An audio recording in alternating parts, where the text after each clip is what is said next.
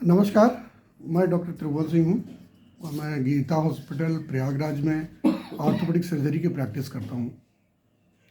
Pain management medical field की सबसे बड़ी चुनौती रही है शुरू से और आज तक। इस दिशा में, इस फील्ड में नित नए आयाम विकसित हो रहे हैं। अभी मेरा परिचय इंडियन ऑर्थोपेडिक एसोसिएशन के कुछ विशिष्ट डॉक्टरों से हुआ जिन्होंने एक नई पेन मैनेजमेंट की टेक्निक ईजाद की है।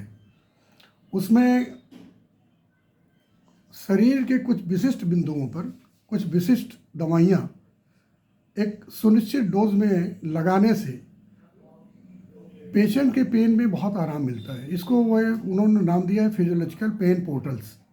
इन पोर्टल्स में उस दवाओं को डालने से, और उसके 2 या 3 सेशन लगते हैं उसको पेन आराम होने में, इससे बहुत चमत्कारिक असर देखने को मिला है। मैं करीब 2 महीने से इसका प्रैक्टिस कर रहा हूँ और मेरे पास लगभग 15 मरीज मैंने इस विधि से इलाज किया है, जिसमें 4 तो मेरे डॉक्टर हैं, उसमें कुछ मेरे बैचमेट हैं, मित्र हैं, और कुछ मेरे सीनियर हैं, बड़े सीनियर लोग हैं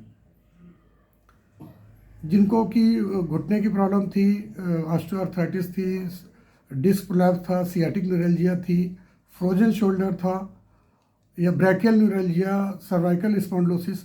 इस तरह के मरीजों में इसका बहुत लाभकारी उपयोग देखने को मिल रहा है। ख़ास तौर से डिस्क प्रोलैप्स, जिसमें कि ऑपरेशन हम भी करते हैं, अदर अभी तक तो करते थे, कह सकते हैं कि अब फ्यूचर में प्लान है कि उनको बिना ऑपरेशन के इसी तरह के इंजेक्शन द्वारा उनको ठीक किया जाए। इस विधा का उपयोग सियाटिका, डिस्क प्रोलैप्स, हाँ, इवन ये माइग्रेन में भी इसका अच्छा असर दिखाई पड़ा है। तो आज मैं आपको अपने एक ऐसे ही मित्र और मरीज जिन पे मैंने प्रयोग किया है उनको आपसे परिचय करवाना चाहता हूँ कि वो अपना अनुभव आपसे शेयर करें। Thank you. मिलिए मेरे मित्र डॉक्टर अरुणकांत जी से और इनका एक्सरे देखिए। एक्सरे पूर्णतया एकदम स्पष्ट बता रहा है कि इनका टोटल नी रिप्लेसमेंट होना चाहिए, आवश्यक है, परंतु ये अभी करवाना नहीं चाहते, भयभीत है। कुछ समय चाहते हैं कि 5-7 साल और टल जाए क्योंकि इनकी जिम्मेदारियां भी हैं। तो इसलिए इनके लिए ये इलाज बहुत ही मुफीद रहेगा। मेरा नाम डॉक्टर अरुणकांत है।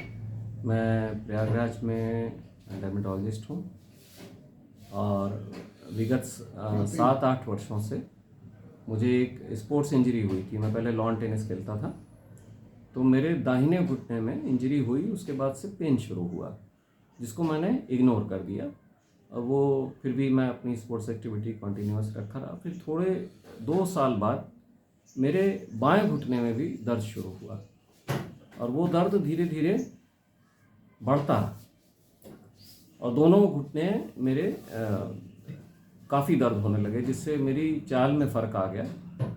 तो एक बार मेरे मित्र हैं प्रयागराज में ऑर्थोपेडिक सर्जन डॉक्टर त्रिभुवन सिंह, उनका गीता हॉस्पिटल है, वो मेरे साथ के पढ़े हुए हैं। उन्होंने मुझको कहा कि आप हैवी स्पोर्ट्स एक्टिविटी बंद करिए।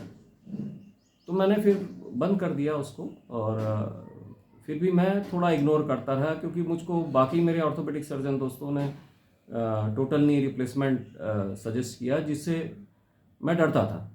डॉक्टर हो के भी मैं डरता था। मैं इतनी बड़ी सर्जरी से थोड़ा डरता था, मैं उसको पोस्टपोन करता रहा। फिर 2-3 महीने एक कॉलेज फंक्शन में मुझको काफ़ी दर्द हुआ, दोनों घुटने में काफ़ी दर्द था। मैं सीढ़ी नहीं चढ़ पाता था, मैं बहुत देर खड़ा नहीं रह पाता था। 100 मीटर से ज़्यादा मैं चलूँ तो फिर मुझे रेस्ट करने की ज़रूरत पड़ती थी।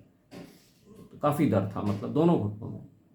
मैं इंडियन टॉयलेट नहीं यूज़ कर पाता, मैं वेस्टर्न करता था। तो मुझे 2 महीने पहले डॉक्टर त्रिभुवन सिंह पुनः मिले, चूँकि वो मेरे मित्र भी हैं और बड़े अच्छे ऑर्थोपेडिक सर्जन हैं गीता हॉस्पिटल इलाहाबाद में। तो इन्होंने मुझको एक बार कहा, लगभग आदेशात्मक कहा कि कल आप मेरी क्लिनिक में आइए।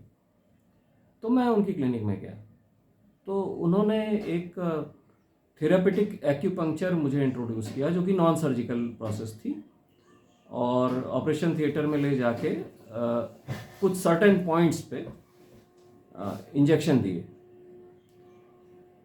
तो पहला सेशन हुआ, मैं गया वापस और मुझको लगभग 40-50% आराम रहा।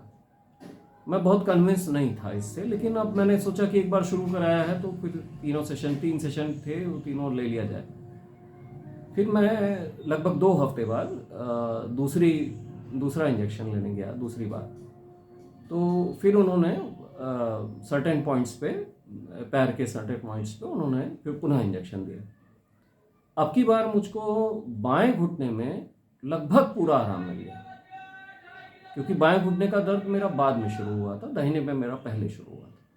लेकिन दाहिने में मैं कह सकता हूँ कि 50-70%, लेकिन बाएं घुटने में मुझे बहुत आराम मिल गया था। तो उसके फिर 2 हफ्ते बाद, सेकंड सेशन के 2 हफ्ते बाद उन्होंने तीसरे सेशन के लिए बुलाया, तो मैंने तीसरा सेशन भी करवाया। उसके बाद आज मैं अल्टरनेट स्टेप भी चढ़ सकता हूँ। मैं लगभग इवनिंग वॉक मैंने वापस शुरू कर दी है। मुझको पेन किलर तो मैं पहले ही भी नहीं खाता था, क्योंकि पेन किलर के अपने साइड इफेक्ट्स होते हैं। दर्द सह लेता था लेकिन पेन किलर नहीं खाता। अब तो मुझे पेन किलर की भी ज़रूरत नहीं है। हम लोग की अभी एक बैच मीट हुई थी, उसमें अब इस उम्र में जैसे आदमी बच्चा हो जाता है तो जम के डांस भी किया और वापस मैं अपने कमरे में लौटा तो मुझे लगा आज पेन किलर खाना पड़ेगा, लेकिन मुझे कोई पेन किलर नहीं खाना पड़ा। और अब मुझे दाहिने घुटने में भी काफ़ी आराम है। 100% तो नहीं बोलूँगा, लेकिन काफ़ी मीन्स 90% तक आराम है। मेरा गेट बदल गया है, मेरी चाल बदल गई है, मैं सीढ़ी चढ़ सकता हूँ। मैं दौड़ नहीं सकता, लेकिन मैं साइकिलिंग भी कर सकता हूँ। और मैं अभी, लेकिन वेट बियरिंग एक्सरसाइज अभी मुझको मना है। इतना मैं इन्फॉर्मेशन आप इनके माध्यम से मैं देना चाहता हूँ।